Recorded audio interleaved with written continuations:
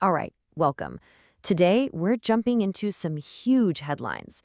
I'm talking about a series of incredible milestones that are happening everywhere, from global politics all the way to outer space.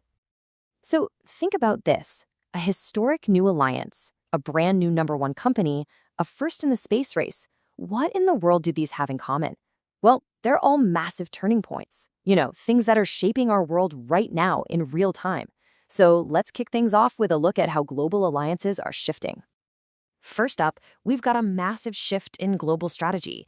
The United States has just given Saudi Arabia a really special status, and it signals a historic and, frankly, a pretty significant upgrade in their relationship.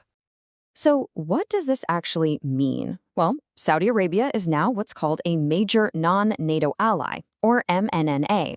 Now, what's super important to get here is that this is not like NATO. It's not one of those an attack on one is an attack on all kind of deals. Nope, this is different. It's a powerful designation for America's closest partners, and it basically unlocks a whole new level of military and tech cooperation. And those open doors lead to some pretty serious benefits. We're talking priority access to top-tier U.S. defense tech. That could even include the super advanced F-35 stealth fighter jet. This also means way more joint training exercises and brand new collaborations in really cutting-edge fields like AI, civilian nuclear energy, and even the hunt for critical minerals. So, long story short, this deepens their strategic ties on so many important fronts. Okay, now let's switch gears. We're going to move from geopolitics to the world of economics, where India is just hitting some absolutely staggering records. For a good while now, Tata Consultancy Services, TCS, has been the undisputed champ of Indian brands. But guess what? There's a new king in town. The 2025 Cannar Brands report says HDFC Bank has just surged to the top spot with a brand value of almost $45 billion. That's an incredible comeback, really fueled by a huge merger with HDFC Limited and a major push in digital innovation. And check this out. This number really brings the financial boom down to a personal level. 21 crore. That is a staggering $210 million.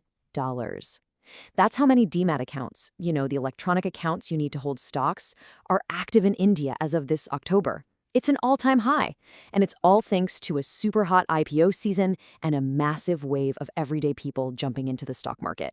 It's like the whole market is opening up to everyone. And it's not just finance either. All this economic energy is catching the eye of big tech. Dell Technologies just brought on a new senior director for its consumer business in India. So why is that a big deal? Well, it's a crystal clear signal that Dell sees India's booming market, which is being driven by hybrid work and a huge gaming culture, as a top global priority. Simple as that. All right, from the markets on Earth, let's head to the final frontier. India's space program just hit a historic milestone, and this one is all about the rise of private companies.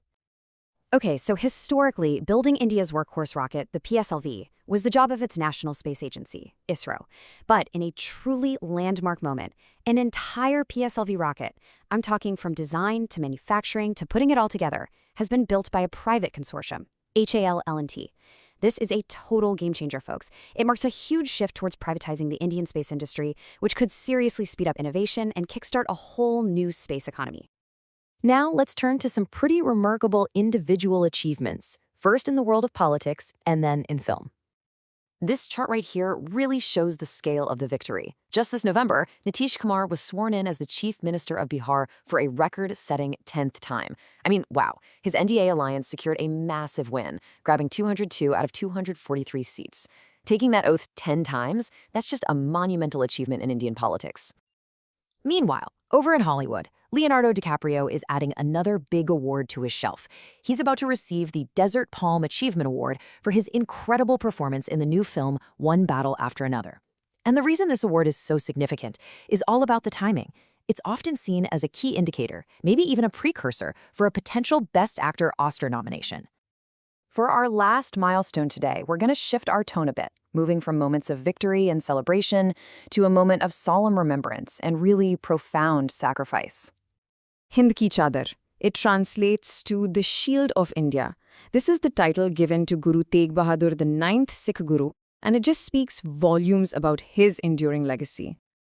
On November 24th, the world will mark the 350th anniversary of his martyrdom. You can see on the timeline here, he made the ultimate sacrifice in Delhi way back in 1675. And why? He was a steadfast defender of religious freedom, standing up against the policy of forced conversion by the Mughal ruler at the time. His sacrifice to protect the rights of others, that's why he's remembered as the Shield of India. So when you take a step back and look at all this, you see these huge shifts happening right now in global alliances, in economics, in space exploration, and in politics. From private rockets literally shaping the future of commerce to digital finance empowering millions of people, which one of these milestones do you think will most define the world we live in tomorrow? It's a really interesting question to think about.